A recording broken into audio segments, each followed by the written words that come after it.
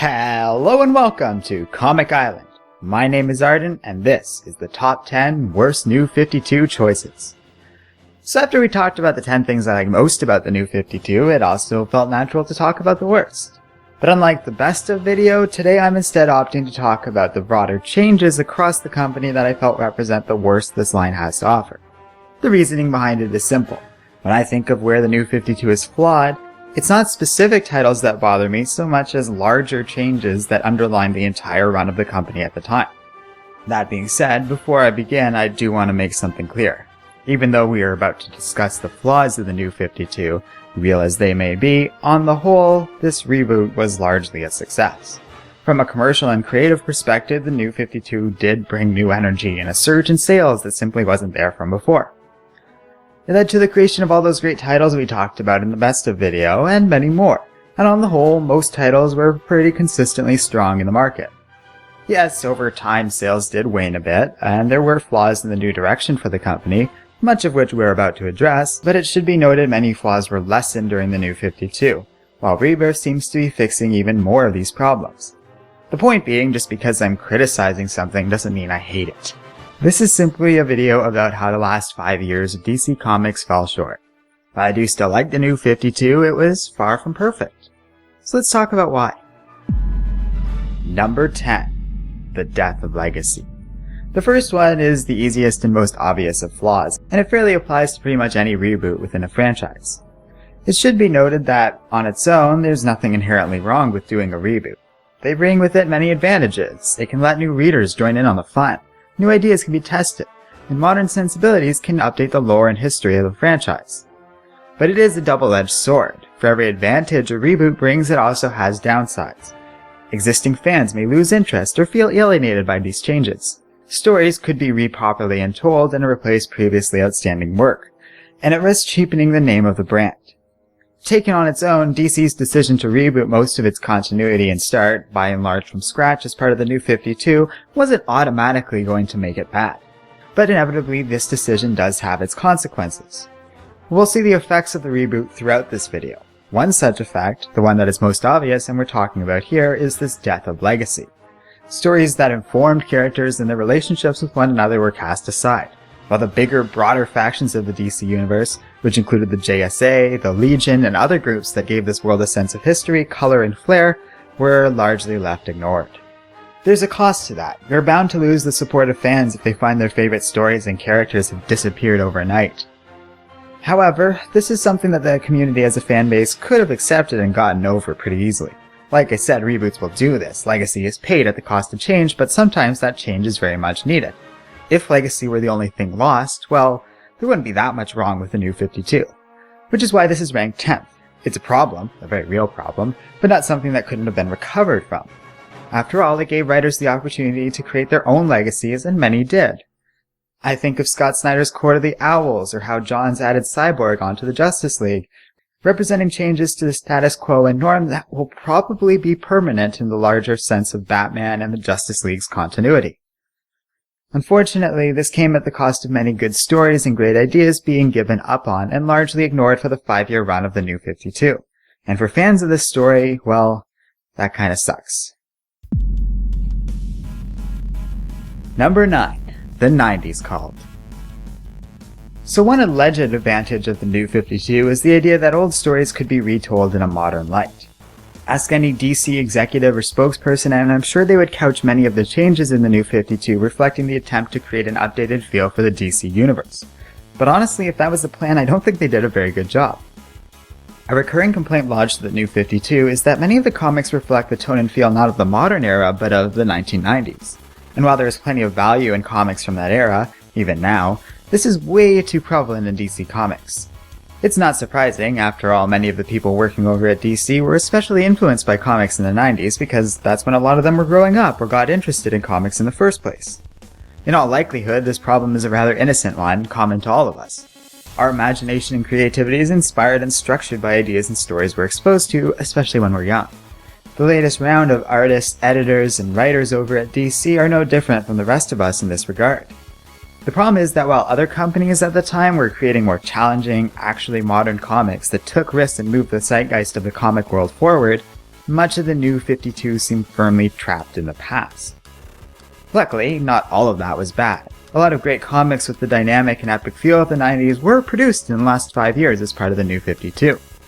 It would have been perfectly fine for some of the comics to take this tone. After all, there's lots of great comics published all the time that evoke the style of the Silver Age or the 1980s. The problem is that this applies to too many New 52 titles. Much of DC, for this reason, didn't leave much of a mark on people. A lot of readers have seen these sorts of stories before or didn't grow up in the 1990s, so these comics don't leave much of an impression on them. To relatively younger readers like me, who wasn't reading the comics in the 90s because I was like 0 to 10, a lot of the New 52 feels old and out of date. Though there are plenty of comics to like, I just don't interact with many fans who are into the stories of the New 52 compared to other DC comics that came out before this era, or other comics published at the same time from other publishers. And I think this is kind of why. Too much of the New 52 felt like it was trying to recapture glorious moments of its past rather than bringing the comics into a newer era, which is particularly ironic given that this whole thing is supposed to be a reboot that brings the comics forward in time. And meanwhile, while they're doing this, a lot has changed in the last 2 decades. Image rose up in that time and has proven over and over that comics don't just have to be Superman and Doomsday pounding each other into submission.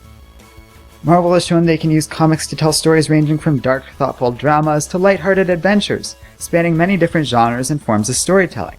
And don't even get me started on the cauldron of insane, groundbreaking madness done over at Archie Comics these days. DC did try many of these things during the era of the New 52, in their defense, but these sort of experimental pieces were rare compared to the status quo. At the end of the day, while other companies were moving forward and selling ideas to a changing world, DC, out of everyone, seemed the most inclined to bury its head in the sand and pretend the last 5 years never happened. Number 8. Inconsistency.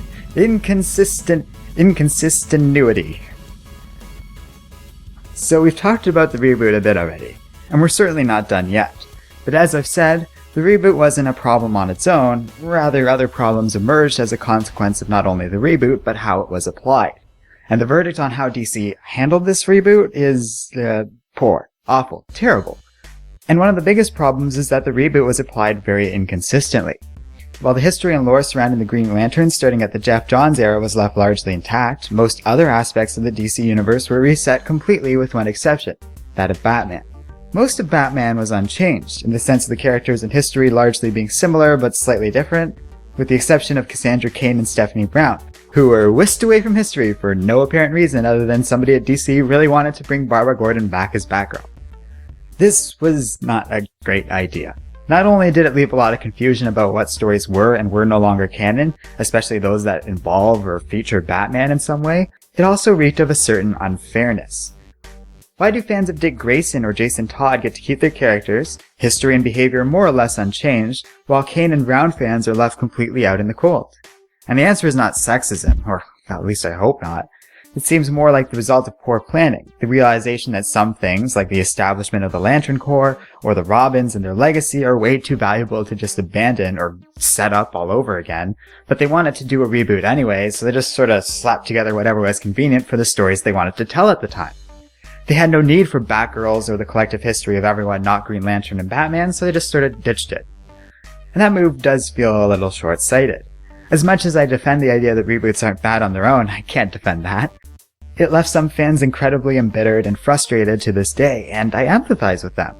There's a reason many long-term readers walked away at the time, and part of this was the heavy-handed way stories that weren't as popular at the time got thrown away without any regard to the value readers held in them, while other stories that are no better other than the fact that they happen to be more popular and well-known got to stick around. That inconsistent damage to continuity, that inconsistency, helped no one, confused many, and frustrated more people than it should have. This was all sort of a problem we could have gotten over. After all, both Marvel and DC have done similar things in the past without incident. I don't hate the idea of reworking continuity as it's convenient to telling the best possible story. That's the sort of flexible fun the Doctor Who universe benefits from greatly. When you ask what's canon in that story, the answer is pretty much everything, unless it's not convenient for the story at hand. The issue with the New 52, as with everything else on this list, is that it occurred concurrently with all these other problems. The New 52 suffers from death by 1,000 cuts. No one thing makes it bad. only a series of decisions tied together into one another that causes a rather heated divide between it and its fanbase. And inconsistency is a prime example of this. Number 7. The same old story.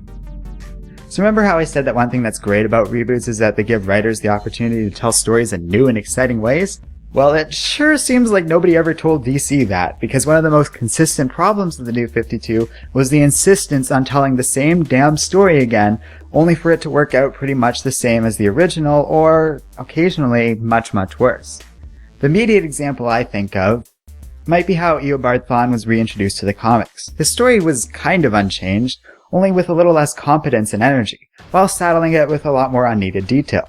And that was a huge waste of an opportunity. The fun time-traveling nature of Eobard could have meant that they could have introduced a real twist on the whole thing, but they didn't. It more or less worked out exactly the same as it did the first time around. And that's kind of the recurring problem. The Robins are another good example of this. Their stories were largely left similar, but in my eyes the move towards a slightly more modern origin story also meant that they lost the fun and charm of the original story.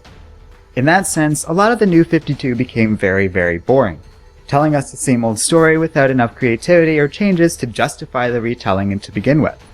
That was a recurring habit in the last 5 years, and in my opinion the trend really held the New 52 back more than the reboot ever actually helped it.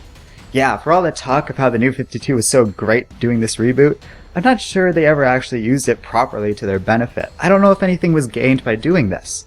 You still have to know a lot of stuff to get into the New 52, yet then you have to sit through content that you already know the ending of because you've seen it before. It's a paradox reflecting the fact that the New 52 doesn't seem to be very well organized or properly thought through. It also undermines the point of the reboot in the first place. If new and exciting stories can't be told, then what's the point in doing new origins? It's a question and problem the New 52 never quite could address, and something they'll have to move past as part of Rebirth. This is one of those things Marvel does well. They assume most people are perfectly aware of their characters' origins and histories, so traditionally they focus on moving the story forward rather than going back to fix things. DC, on the other hand, seemed like they were really stuck looking backwards during the New 52, which at times became very tedious. Number 6. No DC Unlimited. So this one's a bit of a small point, or at least seemingly so, but in my opinion it really indicates greater issues within the company. This is about how DC lacks an online archive of their past work. While I'm trying to avoid comparisons to Marvel too much on this video, although you can see I've already not done such a great job at that, this is one area of competition that really makes DC feel behind them. In 2007, Marvel launched Marvel Unlimited, an archive comparable to Netflix but for Marvel Comics. For about $70 a year, you can get access to many, if not most, of Marvel's works. I'm told they have about 17,000 issues online at this point, published over the comics' history from their early days all the way up until the comics as recently as 6 months ago. It's perpetually updated, editor-curated, astoundingly comprehensive, and so convenient, available on your phone and other devices. Yep, you can pretty much have every Marvel comic accessible everywhere you go. I honestly don't even mind giving them this free advertising because this is an honest-to-God endorsement. It's so great. And the fact that it's been running for almost 10 years is impressive and a clear sign that it's a commercial success. So it's very frustrating and honestly confusing that in all these years, DC has yet to launch a similar program. And while this problem isn't specific to the New 52, I think we can fairly talk about everything the publishing company does in the past 5 years and it still counts. After all, if they're moving the company in the new direction, then anything they do is relevant. Why wouldn't you want fans to be able to enjoy the archives of your greater works? There's so much to gain from doing this, yet it feels like they're just refusing free money. Yes, it would take work to arrange legal issues and finding a good balance with releases so as to not cut out the comic book stores, but the ongoing existence of Marvel Unlimited is proof that at the very least it is possible. It really is as simple as just not putting any comics younger than 6 months on the archive. The system works, and it has been working for a very long time now. I'm baffled that in the entire time of the New 52 this was never created or announced. It makes things difficult for readers and fans to get a hold of older, obscure comics or even newer titles. For example, if you wanted to catch up on Superman and what he did during the New 52, you'd have to either spend a lot of time and a ton of money tracking down every single trade and tie-in, or piracy. And it should be easier, cheaper, and much more legal than that. Look, I know they're running a business and there's a lot of factors to consider here, but they've had 5 years to do this, and the overwhelming evidence shows that in every entertainment industry, the digital market is here. It's been here for like a really long time, but for some people they just can't get with the program. DC's lack of a Netflix equivalent for their comics is a clear example of their unwillingness to change, and a lack of appreciation for what makes their own company's history great. Though not directly related to the New 52, this underlying problem clearly reflects the same mindset and decision-making that went into this comic line. Even with their line of digital-first comics, which have produced some pretty cool stuff over the years, it's just not the same thing. It's amazing to me that something like this just doesn't exist yet, and to be honest, very embarrassing for the company. Number 5. Too many crossovers. Another unsurprising and often lobbied complaint against the New 52 is the insane amount of crossovers. While I would say that compared to Marvel, DC actually does show quite a bit of restraint with their company-wide stories, the line of New 52 was overall saturated with smaller crossovers. You know, the kind with like 2 or 3 titles involved. Part of this was yet another natural consequence of the reboot. By throwing away previously established relationships between heroes and villains, crossovers were a great way to showcase what history, if any, existed between characters across many titles, now that these relationships were unclear. So it made sense and was kinda cool to see how Superman, Superboy, and Supergirl related to each other in this new world, or what relationship now exists between Barry Allen and Hal Jordan. That's okay, if not great, but DC really went overboard with this, especially in the early days of the New 52. It's actually insane just how many series have random detours in them just to deal with some company-wide, multi-title, or dual crossover. In fact, they're so prevalent I can only think of a handful of titles that didn't, at one time or another, do this. Most of which were niche comics like Prez or Voodoo that kinda existed in their own little world anyways. To be fair, there were plenty of good crossovers that only strengthen the comics rather than hinder them. Rotworld had a big, epic story featuring the Frankenstein, Animal Man, and Swamp Thing comics, and serves as the best example of the sort of creative energy that we could get from these crossovers.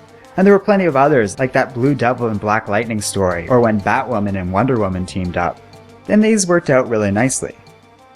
Sadly, I think the main problem is not so much the quality of the crossovers so much as the overabundance of them. Oh sure, there were plenty of stinkers in the mix too, particularly the big overblown events like Trinity War or Convergence that really didn't do anything for me, but by and large, when I think of the crossovers I don't like, it's more because by the time I read them I was exasperated.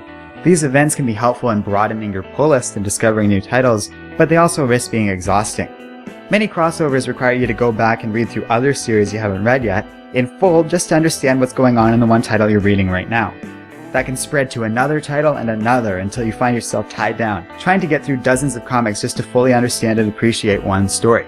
Yet if you don't do this sort of research, these crossovers tend to come off as mere distractions, often marking a temporary dip in quality, while all the current plot lines are temporarily ignored. For a casual reader only interested in 1 or 2 series, this proved the death knell for many people's interest in DC titles. This was a common complaint from many fans and critics, but luckily DC did seem to take it to heart to a degree. The crossovers are far from gone, but nobody really wanted them to go away, they just needed to be toned down and done less frequently, which, by and large, the company has gotten a lot better at. Still, they need to be careful not to fall into this trap again. Accessibility is important for new readers and those with limited time and money. That was kind of the point of doing the reboot to begin with, remember? So it's a little silly for DC to push out so many crossovers at a time they were supposed to be making things easier for readers of all calibers. The abundance of crossovers takes a firm middle place on this list. They weren't crippling to the New 52, that's for sure, but they did the company no favors. Coupled with the lopsided, poorly planned, and inconsistent nature of a crossover relative to the supposed designs and plans of the New 52, I find the prevalence of crossovers baffling and frustrating. Though we're about to touch on some flaws that in my opinion had an even worse effect on the New 52, the impact of these crossovers should not be underestimated. Number 4. It's no secret that I don't like dark stories, or at least that's what everyone on the internet likes to think. That's not actually true, obviously. A good dark story can be profound and memorable. That's why I like things like The Dark Knight or the reimagined Battlestar Galactica and The Watchmen. A well-crafted story can not only be great, but represent the best of those respective medias. My problem with darker stories is that you really need to know what you're doing to make them work. And if you don't, you're going to come off as trying to act cool and badass when you're anything but. You have to bring your A game, and if you don't, well, you're just not going to pull it off. To put it another way, that's the difference between Christopher Nolan and M. Night Shyamalan, if you catch my drift. So the New 52's continued focus on darker, more mature stories wasn't necessarily bad on its own. Comics like Batman or Animal Man felt at home with the tones, imagery, and ideas of a darker nature. However, many other stories suffered from the same approach. Comics like Teen Titans or certain Superman titles felt like they desperately needed a lighter tone but couldn't have it, and suffered because of it. This seemed like a function of the editors and executives working over at DC, who as far as I can tell wanted desperately to seem cool and relevant and failed on both counts because of the same desperation. The good news is that DC softened their stance on this and comics are increasingly allowed to find their own identity and tone. Yet I still find looking back over the New 52 this is one of their most disastrous problems of the last 5 years. This behavior made the New 52 Superman seem cold and distant, traits that persisted and were only salvaged by a great writer named Greg Pak, who eventually gave the character a much better sense of direction. But that's not the only case of dark stories gone wrong. I still can't make heads or tails of the mess the company has made of Teen Titans or a handful of other similar comics. Red Hood. Time and time again, the dark, monolithic nature of the New 52 badly damaged its own quality and led to some serious conflict with the staff behind the scenes. We'll talk a little more about that last part later, but for now it's time to move on. Number 3. DC v. Civil Rights. And now we're going to get to a very uncomfortable part of the video that I've been least looking forward to. Here at Comic Island, we try to avoid talking about politics because, well, you're all entitled to your own opinion, as am I. Nor is Joey and I arrogant enough to assume that our opinions are somehow better than everyone else's. We all just want to talk about cool comic books, regardless of our political affiliation. Right or left, you will always be welcome here so long as you play nice with others. However, all this being said, I believe DC has a very serious problem with how they treat practically everyone who isn't a white male. These are the major writers and creators between the New 52.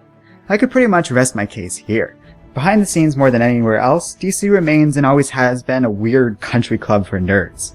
To be fair, the prospects over at Marvel are not much better.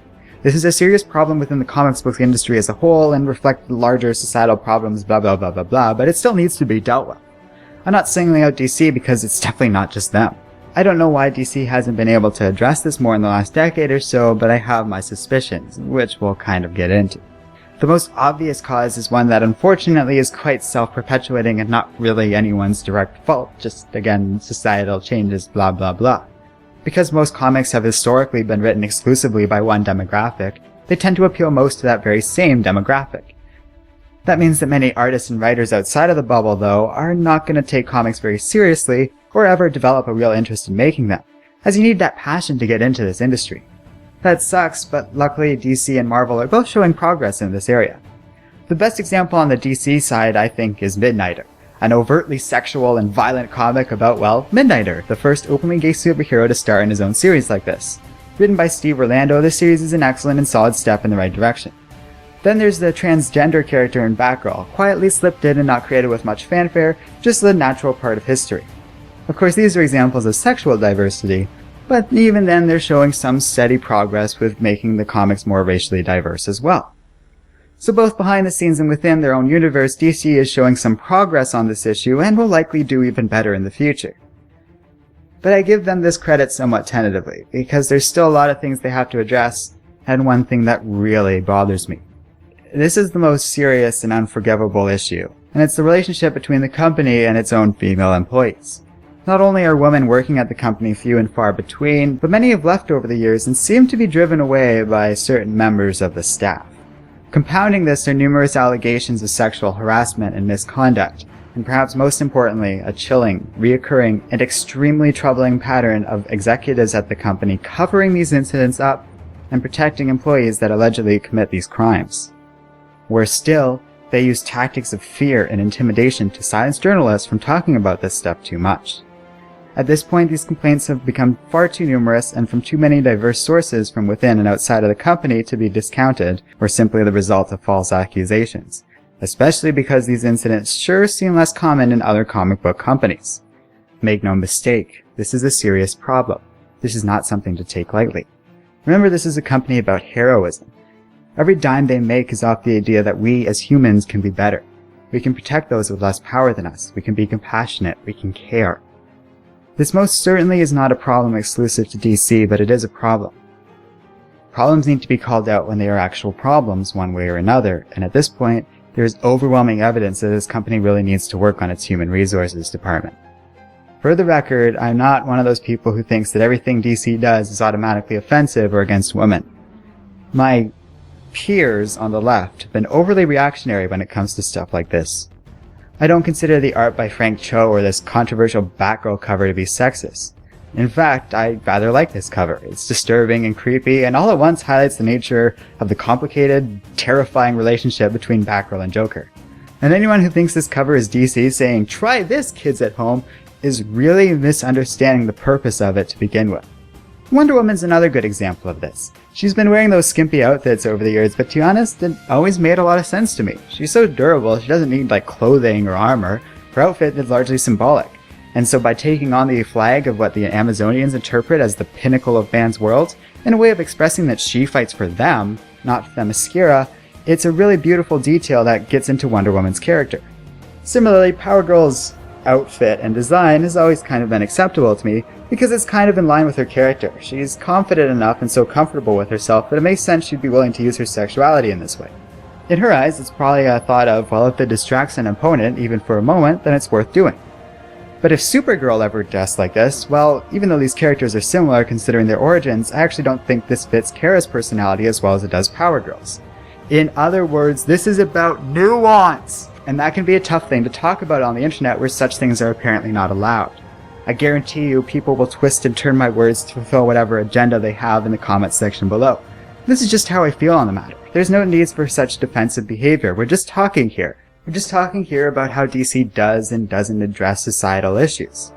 I don't mean to downplay their progress either. Making the West family black, Midnighter, Batgirl, Gotham Academy, and Prez are all good examples and solid signs that DC can and will change with the times. But for every positive decision they make, too many others feel like a step in the wrong direction.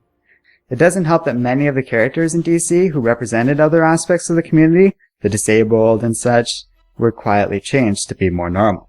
But that's not really about racism or civil rights. It actually brings us very nicely to number 2, the Great Normalization. So, part of what made DC great was how silly it could be. Silly gets a bad rep these days, but you know, some of the best comics are all about having fun, making quips, enjoying some good action, and being creative above all else.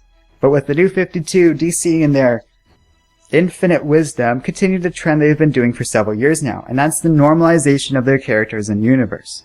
What I mean when I say that is turning this character into this, turning this outfit into this, and turning Superman from this into this. Yes, we have reached the wonderful point of the video where we get to talk about underwear. It will be a cold day in hell before I ever agree to the fact that Superman can somehow be taken more or less seriously with or without underpants. It's just underwear, people, let's all calm down. Superman is no cooler or any different without those things, so why even talk about this at all? Well, for one thing, it's a good opportunity for me to take a dig at the writers, editors, artists, directors, producers, costume designers, and executives who somehow feel they are making a more mature Superman by taking away his underwear, and are so annoyingly proud of themselves for doing so. They are literally doing nothing but taking a small detail away. And this is where we arrive to a problem with the New 52 in general. Superman loses underpants to be replaced with nothing, just more blue. And while that's okay, it's symbolic for what the DC did with the New 52 over and over again. They stripped away little details and additions that made the DC universe unique and different. These are small parts of a much larger story, yes, but little things like this add a lot. Details are important and matter. A good example of this is how many costumes were redesigned to look more practical, which sometimes worked well, but on the other hand, the sleek and simple designs that once worked perfectly for decades are replaced by cobbled together messes of something designed to look flashy, but loses all significance and originality. 3 characters come to mind as solid examples of this: Barbara Gordon, Niles Calder, and Amanda Waller. The first 2 were stripped of their handicap, something I find not only a little bit inconsiderate, but also making them less interesting in the process. What was so cool about Oracle is that in spite of what happened to her, Barbara never gave up. She found a way to be useful and wound up being one of Batman's best, most reliable allies. Giving up on that seemed like such a waste, especially with 2 perfectly good Batgirls already out there before the New 52 chose to just forget they ever happened. And as for Amanda Waller, jeez. They took a character who looked and acted differently than anyone else in the DC universe and made her look and act just like everyone else in the DC universe. Scaling her character so back, she became so bland and boring she's almost unrecognizable. They transformed an unforgettable character into a generic archetype. But this isn't a civil issue, so we're talking about it here. Because it's not like DC hates crippled and fat people. Okay, wait, I hope DC doesn't hate crippled or fat people. The evidence is pretty clear, though, that this isn't the case. They just insist on making their world boring. And as for why they do that, well, I'm not sure that's their intent, but when I look at what they did to Lobo, the Teen Titans, or Hawkwoman, I see a company that keeps trying to reinvent the wheel and perpetually turns perfectly good wheels into blocky, misshapen, unplanned messes. It's a recurring theme in this video that DC doesn't seem to appreciate what it had, or understood why its own comics and characters are good in the first place. If they want to appeal to more than a small segment of their fanbase, they need to go back to these roots. They need to embrace the silly and crazy, not run away from it, because it's silly and crazy is what they are. That's kind of what superheroes have always been, and 9 times out of 10, that's all they really should be. Not everything in every story has to be the Dark Knight. To put it another way, life doesn't have to be taken that seriously all the time, nor should it. The fact that this misstep is so out of line with something so fundamental to what makes comics great in the first place is why this problem ranks so high. It is amazing to me that so many people at DC don't seem to understand this. Shocking, really. The company needs to come to terms with its own silliness, and not shy away from it, but start embracing it. Not every comic has to be a self-referential joke, but that's not really what I'm talking about here. I'm talking about fun. God damn it, we're allowed to have fun. Being creative and different is kind of what good writers, artists, and editors are supposed to do. So the Great Normalization of the New 52 hampered this over and over, to the extent it's one of the greatest downsides of the last 5 years of this publishing company. And yet, something worse underlies all of this. So let's get into it. The biggest, central problem that ties into everything we just talked about. Number 1. Insane editorial oversight. Allegedly. If there's one job in the comics industry I hardly envy at all, it's that of the editors. It must suck being an editor. In spite of being a vital part to any good comic, editors rarely get credit for making comics great, and often a ton of blame when they go wrong. But the reality of the situation is pretty much every good comic benefited from a good editor at one time or another, while every bad comic has probably had just as much to do with its writers or artists as it does the editors. Yet it is the editorial and executive staff that also makes the decisions, steers the company, and at the end of the day is most responsible for the content created, for better or worse. So understand that I'm putting them in this position somewhat reluctantly. I know this is complicated, I understand this is a business. Tough decisions need to be made for the bottom line. And, in their defense, by and large, the editors did some really great things with the New 52. They created bold and exciting titles, and eventually let writers tell their own story without real interference, but only after years of unprecedented, insane editorial influence. Many decisions, especially those made in the early days, hindered rather than helped the company. And sadly, everything we've talked about in this video, every major problem with the New 52, seems to trace right back to the editorial and executive staff at DC. From the allegations of misconduct, to the way the New 52 seems to lack even a fundamental understanding of what makes their comics so great to begin with, to the way editors treat journalists like human garbage. That's the New 52's biggest problem, the death by 1,000 cuts scenario I alluded to earlier. Again, no single decision in the New 52 actually killed it. In fact, like I said, the thing's probably a success. But dozens of smaller, related decisions almost crippled the damn thing. So, in the end, the people making these decisions seem to be the biggest problem themselves. Now, I don't want to point fingers because I have no idea who did what. But overall, I've seen a lot of unprofessional and disdainful behavior for the people that support their company the most. Way too often for this to be ignored or chalked up to a few bad apples either. The problem seems to be systemic. Something within the company does this. It can't just be pegged on a few individuals. There are examples everywhere, but one that really comes to mind is the story of Batwoman. I haven't talked much about this series because what happened to it really bothers me. This was a great comic right up until the end, when Batwoman was supposed to marry her love interest, bringing the series into a close by giving the main characters a nice, simple, happy ending. It would have been closure to one of the best things to come out of the New 52, but DC didn't like the idea of doing this and instead forced the creative team out and published their own ending separate from the original creative vision. In spite of what some websites would have you believe, it's pretty clear this wasn't done out of some spiteful problem with gay marriage. Hence why we haven't talked about this yet during the civil rights business. See, there's a lot of very stupid people with an astonishing amount of power at both Marvel and DC that think that superheroes can't be heroes if they're happy and married, everyone has to be like Batman and Spider-Man.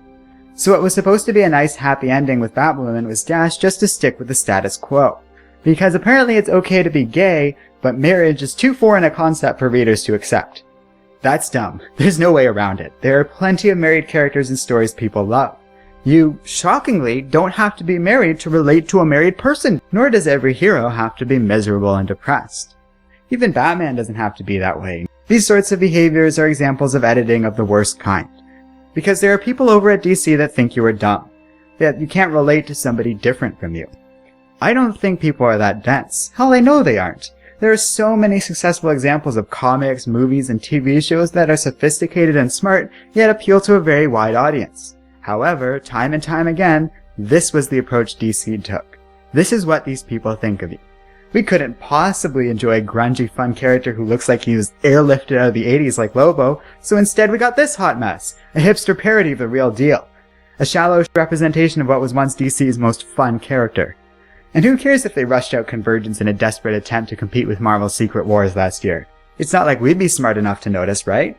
And obviously they should turn Starfire into a flitting bimbo because, hey, we're all virgins who just want to look at tits, right fellas? This is what DC has shown it thinks of its audience. Unfortunately for them, as they learned over time, we're actually way better than that. We're not that dumb. And luckily they did seem to eventually get the message. Kind of. Many of these problems are being worked on as we speak. The hope is that this trend continues. I'm sure most of the people over at DC are wonderful, incredible people who admittedly have done a lot of great work over the last 5 years. And in spite of all this criticism, I know most of their decisions are well-intended and not done maliciously or out of spite. They're just underestimating their audience or doing things that are misguided but well-intentioned. The only thing I really can't excuse was the whole Bill Cosby situation we talked about earlier. I'm willing to look past almost everything we talked about on this list.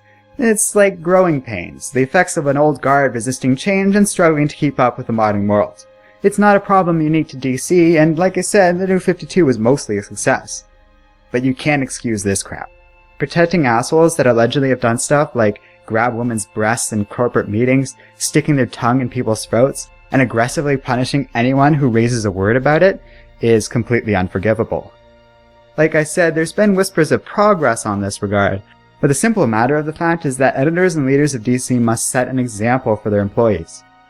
You'll be disheartened to know, as far as I can tell, it's well known within the company that even to this day, many well-known alleged harassers are still employed at the company. People that women who work in this industry are very well aware they can't let their guard down around them, and should not ever be left alone with them. This remains an ongoing, rather disgusting problem. With luck, they'll find their way, they'll do better. It also damages not only the company's reputation, but also its relationship with its own talent. In fact, the repeated burning of bridges that led to a lot of great people leaving the company during the run of the New 52 means a lot of potential went to waste. Even without all this harassment stuff, there's plenty of other examples of editors and executives apparently having no idea what they are doing and losing good people because of it.